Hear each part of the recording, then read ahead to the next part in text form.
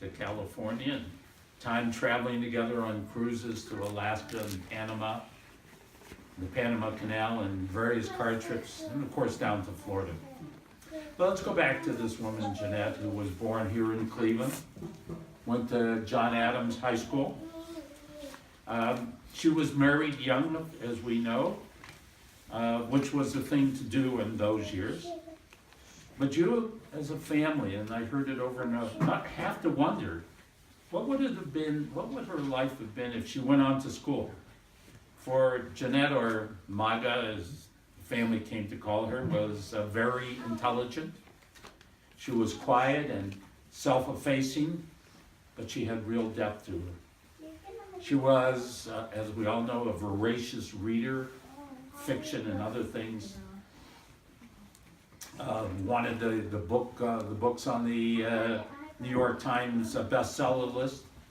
She had a great vocabulary and a grasp of things, probably met from all the books that she read. We saw how savvy she was and could be when she watched regularly CNBC and took over the stock portfolio and did well with it.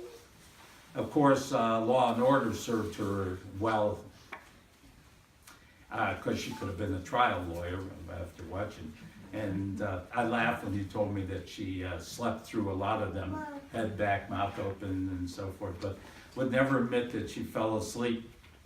Loved to play canasta, and one thing we do know, she wasn't an animal lover, right?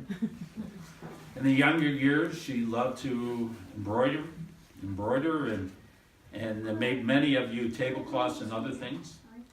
Instead of a career, Magda chose an important profession, and that was to be a wife and mother, a daughter and a sister.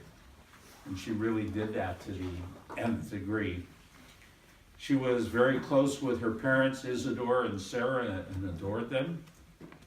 Her younger sisters, Faggy and Nina, she was like a mother to them. She was the oldest, and she hovered over them and cared for them deeply her entire life.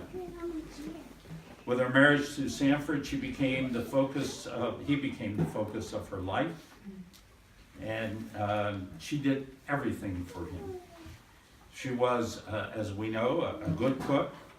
We talked about her brisket and her chicken and the various soups, the mushroom barley soup, the chicken soup.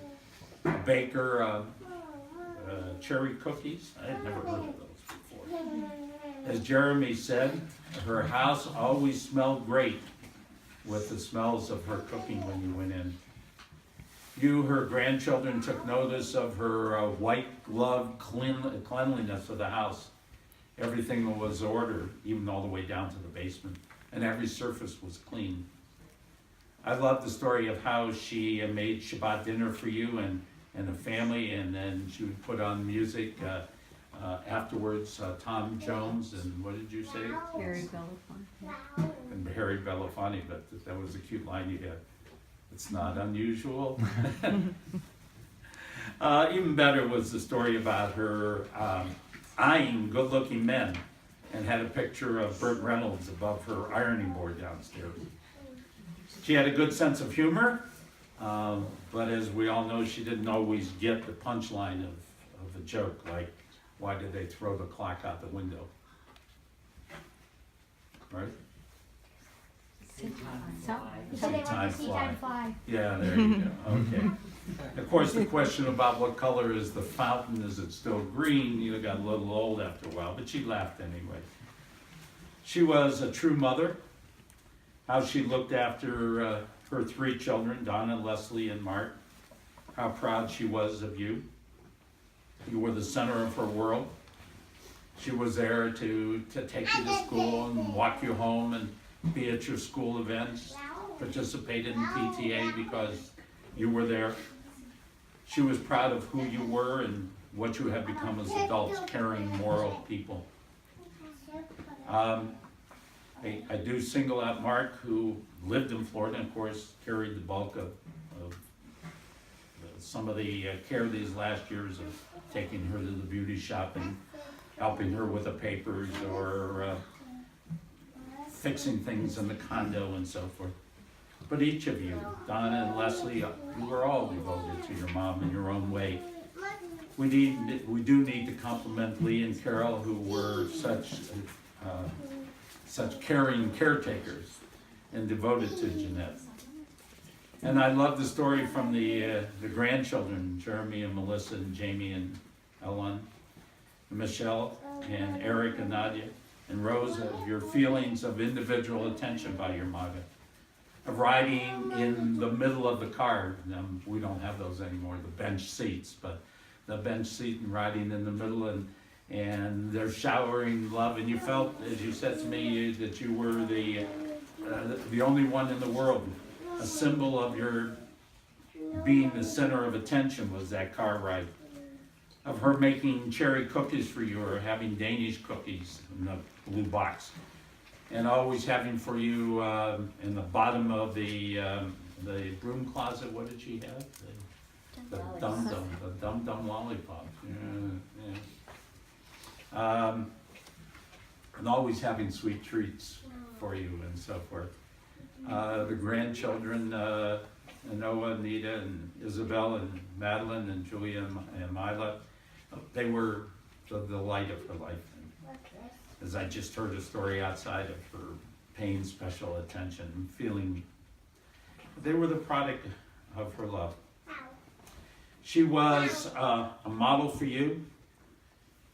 As I said at Papa's funeral, the rabbinic phrase, Maaseh Avot Siman Banim, the deeds of a parent are the guidepost for children, is true here, as well as for your Maga was a true model of how to be a caring human being and putting others first. You adored her so that she was a no-nonsense person. You knew where you stood with her, the softest and hardest person at the same time. You admired that she was always put together, her hair and nails done. Great choice of clothes that she had. She was beautiful both inside and outside. I love the story of her Wednesdays. That was a cute story of her getting the coupons together and going through the paper and finding the sales, and then of course on Thursdays going to buy the groceries or having them gotten. She was a behind the scenes person who did not take credit. But as somebody said, she was the power behind the throne. There was something graceful about her. As graceful about her with her 5 fingers, right? Is that the motion? And that gesture, kind of, we put our fingers together and we say amen to all that's in this eulogy. We say to Jeanette Corwin, L'chiba Shalom, go in peace for a job well done. For a job well done here on earth as a daughter, a sister, a wife, a mother, a grandmother, and a great-grandmother, and as a friend. And so we say, L'chiba Shalom, go in peace. What have I left out? What else can anybody add?